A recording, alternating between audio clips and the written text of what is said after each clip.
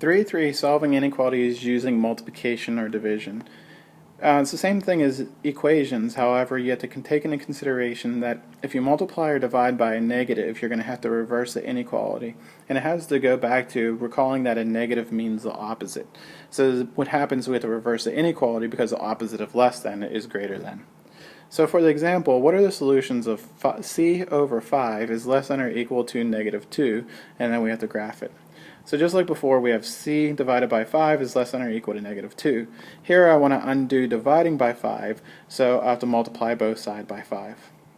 On the left-hand side, it cancels out, and we have 5 times negative 2 gives us c is less than or equal to negative 10.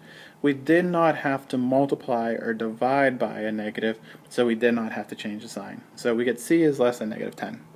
Now to graph this then, we plot negative 10 on the number line, and again it has an equal sign, or an equals in the inequality, so we have to fill in the dot.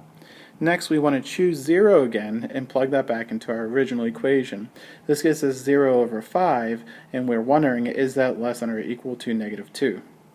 So this simplifies to say 0 is less than negative 2.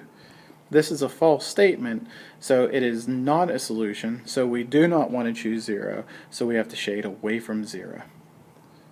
For the next problem then, we have what are the solutions of negative 6h is less than or equal to negative 36, and we're going to graph this one. So the same thing applies again. We have negative 6h is less than or equal to negative 36. Here we have to divide both sides by negative 6. Now that we divide both sides by negative 6, we said it was negative, so therefore we must flip the inequality sign because we had to take the opposite.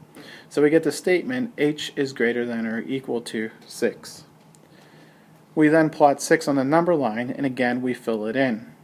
We then also are going to check the point 0 by plugging that into the original problem. So we have negative 6 multiplied by 0 is less than or equal to negative 36.